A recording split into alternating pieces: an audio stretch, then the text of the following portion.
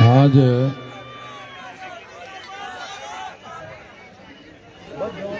EVM के विरोध में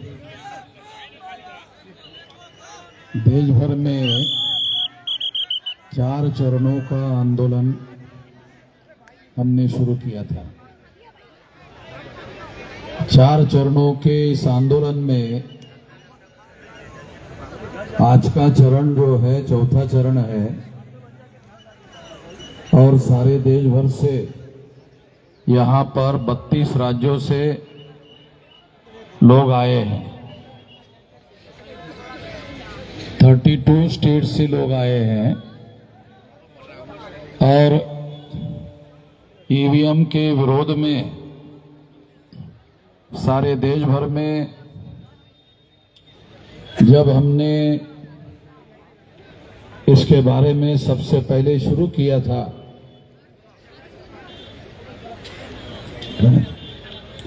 जब सबसे पहले हमने शुरू किया था तो लोग इस बात को नहीं मानते थे कि ईवीएम में कोई गड़बड़ी होती है, मगर जो लोग इस बात को नहीं मानते थे कि ईवीएम में कोई गड़बड़ी नहीं होती है, कोई घोटाला नहीं होता है, अब लोग सारे देश भर के लोग ईवीएम में घोटाला होता है इस बात को मानने के लिए राजी हो गए। हम सब लोगों के लिए खुशी की बात है कि अब सारा देश जो है ईवीएम में घोटाला होता है और घोटाले से चुनाव हो रहे हैं, इस बात को अब लोग मानना शुरू कर दिए हैं। 2019 के चुनाव में चुनाव आयोग ने ये कहा था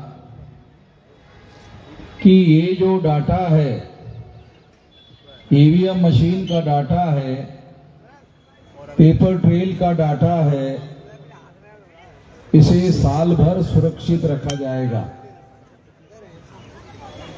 मगर चुनाव आयोग ने 4 महीने में ही इसे नष्ट कर दिया। 4 महीने में नष्ट क्यों कर दिया? क्योंकि चुनाव आयोग को मालूम था कि ईवीएम में जो घोटाला किया गया है उसका दस्तावेजी प्रमाण ये पेपर ट्रेल मशीन का जो कागजी एविडेंस है उसमें डॉक्यूमेंट्री एविडेंस है कि ईवीएम में घोटाला किया गया है। इसलिए चुनाव आयोग को ये चीज मालूम होने की वजह से इसे चुनाव आयोग ने साल भर सुरक्षित रखने के बजाय 4 महीने में ही नष्ट कर दिया। साथियों, मैं थोड़ा आप लोगों को बातें समझ में आ जाए, क्योंकि जो बात मैं समझता हूं वो बात आपको भी समझ में आ जाए कि ईवीएम मशीन को किस बैकग्राउंड के तहत लाया गया, तो आपको ये बात समझ में आ जाएगी। इस देश में बैलेट पेपर पर चुनाव हो रहा था और जब बैलेट पेपर पर चुनाव होता था तो 84 में काशीराम जी ने ये नारा लगाया, वोट हमारा राज तुम्हारा, नहीं चलेगा नहीं चलेगा नहीं चलेगा, ये काशीराम जी ने नारा लगाया था। तब भारत का जो शासक वर्ग था उनको ये लगा कि जो लोग शासक चुनने का काम करते थे और दूसरे ही लोगों को शासक चुनते थे, अब कहने लगे वोट हमारा राज तुम्हारा, नहीं चलेगा नहीं चलेगा, तो अब ये लोग अपना शासन बनाना चाहते हैं, अपना शासक बनाना चाहते हैं, शासन बनाना चाहते हैं, अपना राज बनाना चाहते हैं। आप लोगों को याद है या नहीं है मालूम नहीं कि 84 को 14 अप्रैल 84 को काशीराम जी ने बहुजन समाज पार्टी बनाई और 81 में 6 दिसंबर 81 को उन्होंने एक संगठन बनाया था DS4। कुछ लोगों को जानकारी होगी, कुछ लोगों को जानकारी नहीं होगी। हम तो इस आंदोलन में शुरू से संघर्ष में शामिल होते रहे। तो DS4 के द्वारा भी चुनाव लड़ा गया था और चुनाव लड़ने की वजह से इस देश के शासक वर्ग में ये मैसेज गया था कि अब ये लोग शासक चुनने का जो काम करते थे, क्योंकि वोट के अधिकार में 2 अधिकार शामिल है। ये समझने की जरूरत है हमारे लोगों को। हमारे लोगों को ये बात समझ में नहीं आती है। ये आज भी हमारे लोगों को समझाने की जरूरत है। वोट के अधिकार में 2 अधिकार शामिल है, शासक चुनने का और शासक बनने का। हमारे लोगों को, तमाम लोगों को ये बात अभी भी समझ में नहीं आती ठीक से। वोट के अधिकार में 2 अधिकार शामिल है। एक अधिकार है शासक चुनने का और शासक बनने का। तो हमारे लोगों की औकात 84 तक, हमारे लोगों की जो औकात थी, मूल निवासी बहुजनों की औकात थी कि वो वोट के अधिकार का उपयोग शासक चुनने के लिए करते थे और ये मानते थे कि शासक बनना हमारा काम नहीं है। हमारे लोग ऐसा मानते थे कि शासक बनना हमारा काम नहीं है, इसलिए वो शासक चुनने का ही काम करते थे और दूसरों में से शासक चुनते थे। इसलिए दूसरों में से शासक चुनते थे। तो जब उन्होंने 84 में बहुजन समाज पार्टी काशीराम जी के द्वारा बनाकर देखी और उन्होंने नारा लगाया, वोट हमारा राज तुम्हारा, नहीं चलेगा नहीं चलेगा, तब लोगों को लगा, शासक वर्ग को लगा कि अब ये शासक चुनना नहीं चाहते हैं, शासक बनना चाहते। शासक चुनना नहीं, शासक बनना चाहते हैं।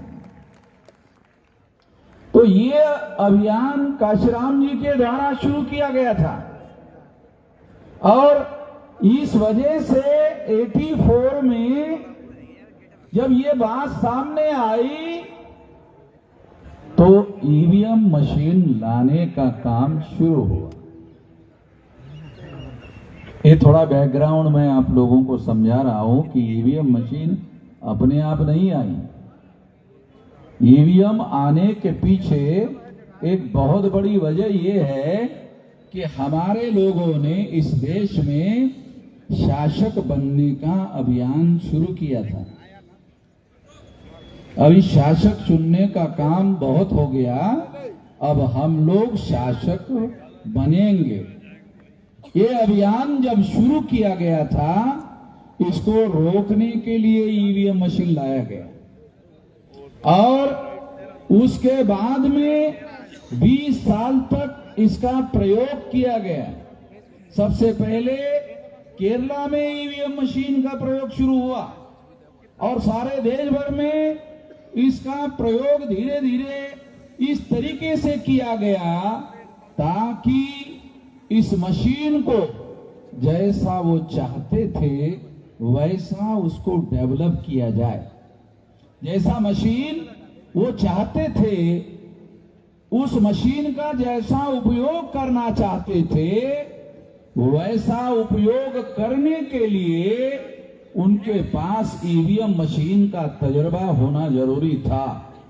इसलिए 84 से लेकर उन्होंने 2004 तक ये प्रयोग किया और 2004 को फिर सारे देश भर में ईवीएम लागू किया, क्योंकि हमारे लोगों को बहुत सारी बातों की जानकारी नहीं होती है, इसलिए ये बात मैं आप लोगों को बता रहा हूं, समझा रहा हूं। ये इस बैकग्राउंड के साथ ईवीएम को समझना है, इस बैकग्राउंड के साथ समझना है। इसलिए ये बैकग्राउंड आपको मैं समझा रहा हूं कि ईवीएम का लाने का जो बैकग्राउंड है वो ये है कि जब लोग जागकर अपने अधिकार का उपयोग करते हुए शासक बनने का जब लोगों ने अभियान शुरू किया, तब उसको रोकने के लिए ईवीएम लाया गया। तो 2004 में ईवीएम का उपयोग करके कांग्रेस की सरकार बनी। ये सोचना गलत है कि केवल बीजेपी के लोग ईवीएम का इस्तेमाल कर रहे हैं, केवल बीजेपी के लोग ही ईवीएम का उपयोग करके शासक बन रहे हैं। ये बात सही नहीं है, इस तरह से सोचना सही नहीं है। 2004 में कांग्रेस ने ईवीएम का इस्तेमाल करते हुए सरकार बनाई, 2009 में कांग्रेस ने सरकार बनाई, और जब इसके सबूत डॉक्टर सुब्रमण्यम स्वामी इन्होंने इकट्ठा किए, इसके सारे सबूत इकट्ठा किए गए डॉक्टर सुब्रमण्यम स्वामी के द्वारा, और ये सारे सबूत इकट्ठा करने के बाद ये सुप्रीम कोर्ट को दिए गए। सुप्रीम कोर्ट को ये सारे सबूत दिए गए। लाल कृष्ण आडवाणी को कांग्रेस ने ये प्रस्ताव दिया था। क्या प्रस्ताव दिया था? कि हमने 2 बार घोटाला करके सरकार बनाई है, तुम भी 2 बार कर, और हमारी छोटी सी शर्त है, चुप हो जाओ। आडवाणी की विचारधारा से हम सहमत नहीं हैं, मगर ईमानदारी इंडिविजुअल कैरेक्टर होता है। ये ईमान होता है ना, ईमान ये इंडिविजुअल कैरेक्टर होता है। तो आडवाणी जो है वो ईमानदार आदमी था। वो जो कचरे के ढेर में पड़ा हुआ है ना अभी, वो उसके ईमानदारी की वजह से पड़ा हुआ है। आडवाणी जो है वो ईमानदार आदमी था, और उसके ईमानदार होने की एक वजह ये थी कि वो ब्राह्मण नहीं था। हाँ, ये भी एक बड़ी वजह है। हाँ, लाल कृष्ण आडवाणी जो है ये ब्राह्मण नहीं है। तो ये ईमानदार आदमी था, तो उसने इस बात को नहीं माना, और ये मामला सुप्रीम कोर्ट लेके गए। अगर आडवाणी नहीं चाहते तो ये मामला सुप्रीम कोर्ट में नहीं जाता, सुप्रीम कोर्ट में लेके गए, और सुप्रीम कोर्ट में लेकर जाने के बाद 8 अक्टूबर 2013 को सुप्रीम कोर्ट ने फैसला दिया। फैसला है, जजमेंट है, कि काल्पनिक बातें नहीं बोल रहा हूं। ये सुप्रीम कोर्ट ने ये जजमेंट दिया। ये क्या जजमेंट है? कि ईवीएम मशीन के द्वारा फ्री, फेयर एंड ट्रांसपेरेंट चुनाव नहीं हो सकता। ये सुप्रीम कोर्ट कह रहा है, ये कोई पार्टी नहीं कह रही। नहीं तो बीजेपी वाले कह रहे थे अरे वो चुनाव हार गया इसलिए ऐसा कह रहा। तो सुप्रीम कोर्ट पार्टी थोड़ी है। सुप्रीम कोर्ट ने तमाम लोगों की बातों को सुना, सरकार का भी सुना, चुनाव आयोग का भी सुना, विरोधी पार्टी का भी सुना। सबका सुनने के बाद निर्णय दिया कि ईवीएम मशीन के द्वारा फ्री, फेयर एंड ट्रांसपेरेंट चुनाव नहीं हो सकता। ये सुप्रीम कोर्ट ने निर्णय दिया, और ये सुप्रीम कोर्ट ने निर्णय देने के बाद में ये जजमेंट में सुप्रीम कोर्ट ने और ये कहा कि चूंकि केवल ईवीएम मशीन के द्वारा फ्री फेयर एंड ट्रांसपेरेंट चुनाव नहीं हो सकता। फ्री का मतलब मुक्त चुनाव नहीं हो सकता, फेयर का मतलब निष्पक्ष चुनाव नहीं हो सकता, ट्रांसपेरेंट का मतलब पारदर्शी चुनाव नहीं हो सकता। क्योंकि पहले जो ईवीएम मशीन थी उसमें वोटर वोट डालने के बाद उसका वोट किसके नाम पर जमा हुआ आंखों से दिखता नहीं था, आंखों से दिखता नहीं था। तो ये मशीन पारदर्शी भी नहीं थी। तो इस तरह से सुप्रीम कोर्ट ने अपने जजमेंट में लिखा हुआ है।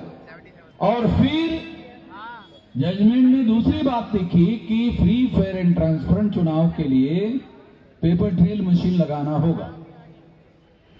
तो पेपर ट्रेल मशीन लगाई गई। तो पेपर ट्रेल मशीन लगाने से क्या हुआ?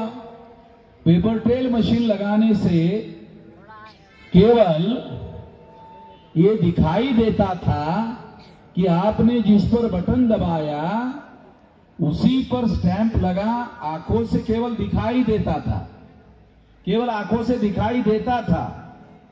और दिखाई देने के बाद कागज का टुकड़ा कटकर बैलेट बॉक्स में गिरता था, मगर गिनती जिस ईवीएम में घोटाला होता है उसी ईवीएम की गिनती होती थी। यानी घोटाला सुप्रीम कोर्ट का निर्णय लगने के बाद भी बदस्तूर जारी रहा। क्यों? क्योंकि कागज का टुकड़ा गिरकर जो बैलेट बॉक्स में गिरता था उस कागज के टुकड़े की गिनती नहीं होती थी। ईवीएम मशीन में जो टेक्नोलॉजी है, टेक्नोलॉजी क्या कर सकती है कि यान चांद पर गया, चांद पर जाने के बाद पता चला बॉम्बे के इंजीनियरों को कि कुछ यान में गड़बड़ी हो गई। तो बॉम्बे के इंजीनियरों ने कहा चलो दुरुस्त कर लेते। यानी यान उधर है, चांद पर है, और इधर बैठे बैठे ही दुरुस्त करते थे इसरो में।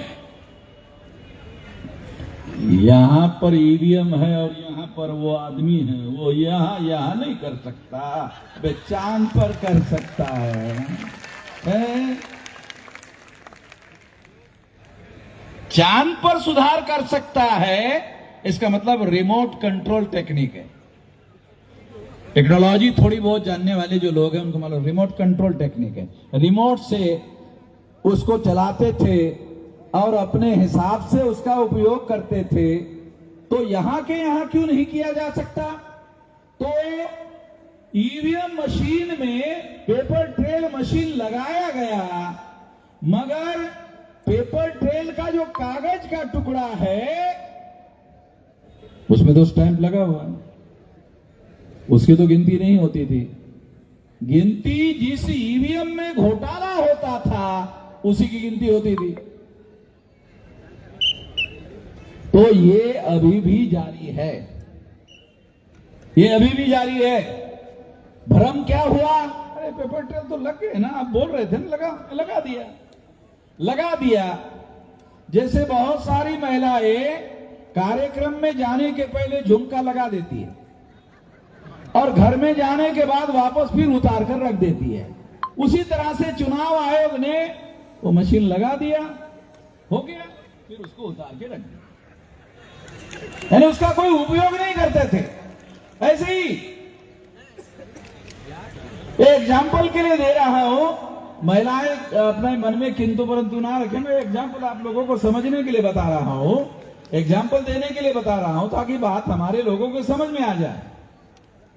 साथियों, ये जो ईवीएम मशीन है, ये ईवीएम मशीन हम लोगों को समझना बहुत ज्यादा जरूरी है, क्योंकि ईवीएम मशीन ने आपका शासक चुनने का जो अधिकार है, शासक बनने का जो अधिकार है, वो वोट में शामिल है। आप जिसको चुनना चाहते हैं, तो आप अगर अपने आप को चुनना चाहते हैं, वो अधिकार इसकी बदौलत खत्म हो जाता है, इसकी वजह से खत्म हो जाता है। अगर आपका वोट का अधिकार खत्म हो गया तो क्या होगा? तो ये भ्रम खत्म हो जाएगा। कौन सा? वोटर सरकार चुनते हैं। सबसे अहम बात समझना जरूरी है। क्या है? वोटर सरकार चुनते हैं, वोटर सरकार चुनते थे। ईवीएम आने के बाद ईवीएम सरकार चुनती है, वोटर सरकार नहीं चुनते हैं। ये वोट की सरकार बनना बंद हो गया ईवीएम की वजह से। और इस वजह से क्या होगा? बारी बारी से राज होगा। कांग्रेस जाएगी तो बीजेपी आएगी, बीजेपी जाएगी तो कांग्रेस आएगी, ऐसे होगा। इससे इस देश में लोकतंत्र की जो सरकार है, वोटों के समर्थन की सरकार, जो जनता भारत की चाहती है, जिसको सरकार बनाना चाहती है, वो सरकार नहीं बनेगी। इस वजह से साथियों, मैं आप लोगों को ये बात समझा रहा हूं, क्योंकि आखिर ये बात हम लोगों को समझना होगा। चुनाव आयोग के लिए हम लोगों ने एक लंबा पर्चा निकाला, सारे बहुत तमाम सवाल है। चुनाव आयोग ने किसी सवाल का कोई जवाब नहीं दिया। चुनाव आयोग कौन है भाई?